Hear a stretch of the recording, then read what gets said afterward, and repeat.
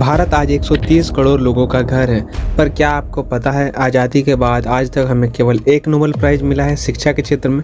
ऐसा क्यों है? आज से हज़ारों साल पहले हमारे पास नालंदा जैसी यूनिवर्सिटी थी जिसमें विदेशों से भी छात्र पढ़ने आते थे, पर आज हम विदेशों में पढ़ने जाते हैं। ऐसा क्यों है?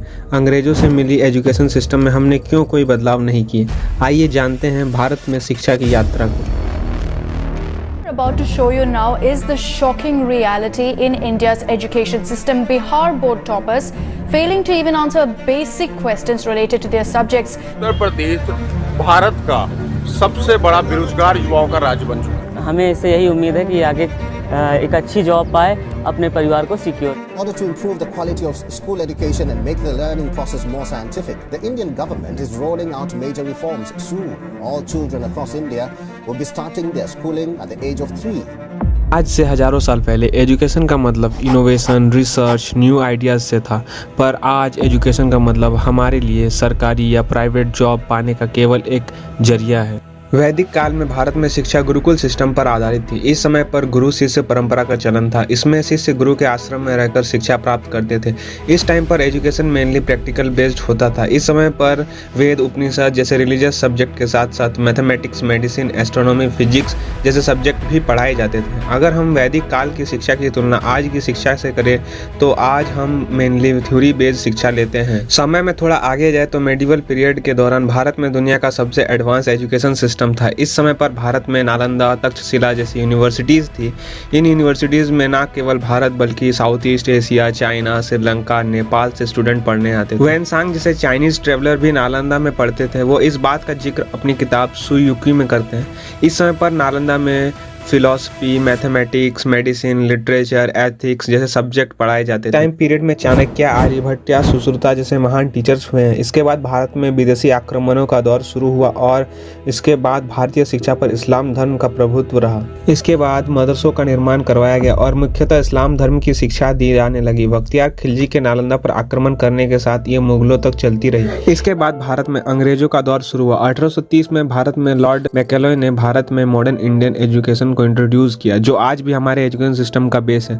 उस समय पर भारत में अंग्रेजों को केवल ऐसे लोगों की जरूरत थी जो टाइम टू टाइम अपना काम करें। इसलिए उन्होंने एजुकेशन सिस्टम को ऐसे डिजाइन किया कि उन्हें सिर्फ टाइम टू टाइम काम करने वाले लोग मिले। अंग्रेजों ने अपने अनुसार एजुकेशन सिस्टम को बनाया था। उन्हें भारत से केवल काम करने वाले लोग चाहिए थे। आज़ादी के बाद हमने अपने एजुकेशन सिस्टम में कोई मेजर बदलाव नहीं किए और उसी पुराने सिस्टम को चलाने लगे। हमने हमारे एजुकेशन सिस्टम में ज़्यादा ध्यान नहीं दिया और हम थोड़े थोड़े बदलाव के साथ उसी सिस्टम को हमेशा चलाते रहें। इसका नतीजा यह हुआ कि भारत में दुनिया के सबसे ज़्यादा स्टूडेंट होने के बावजूद आज भारत का एजुकेशन दुनिया के 30वें सबसे बड़े एजुकेशन में भी नहीं आता। एक समय था जब हमारे पास नालंदा जैसी यूनिवर्सिटी थी, पर आज हमारे पास 800 से ज़्यादा यूनिवर्सिटी होने के बावजूद उनमें से केवल 2-3 ही ऐसी यूनिवर्सिटी है जो दुनिया के टॉप 100 यूनिवर्सिटीज़ में आती है। वीडियो के शुरुआत में मैंने आपको बताया कि भारत में आज तक केवल एक नोबेल प्राइज़ जीता है शिक्षा के क्षेत्र में। नेशनल क्राइम रिसर्च ब्यूरो के अनुसार साल 2021 में भारत में 13,000 से भी ज़्यादा स्टूडेंट ने सुसाइड की है। उसमें से 1600 से ज़्यादा स्टूडेंट ऐसे थे जो सिर्फ फेल होने के कारण सुसाइड किए थे। हमारा एजुकेशन सिस्टम हमारे पर्सनल ग्रोथ, स्किल डेवलपमेंट पर ध्यान ना देकर एग्ज़ाम्स पर ज़्यादा फोकस करता है। हमारे एग्ज़ाम्स के रिजल्ट हमारा भविष्य तय करते हैं, जो बिल्कुल गलत है। एक सिलेबस जो हम साल भर पढ़ते हैं और उसी पर एक एग्ज़ाम देते हैं और उस एग्ज़ाम में ये लिखते हैं कि हमने उससे कितना मेमोराइज़ किया, ना कि हमने उनसे क्या। अगर आपका रिजल्ट अच्छा हो तो आप टॉपर, नहीं तो आप लूजर हैं।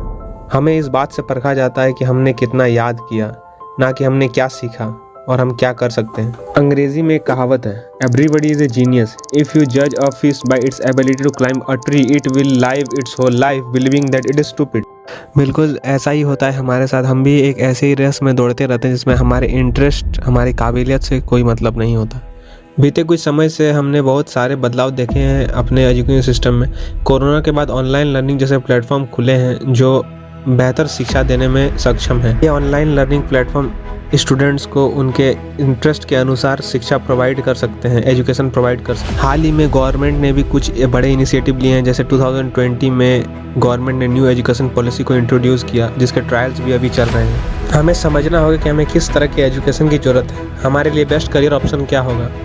गुरुकुल से लेकर आज के मॉडर्न क्लासरूम तक आपको इंडियन एजुकेशन की ये जर्नी कैसी लगी? हमें ज़रूर कमेंट करें।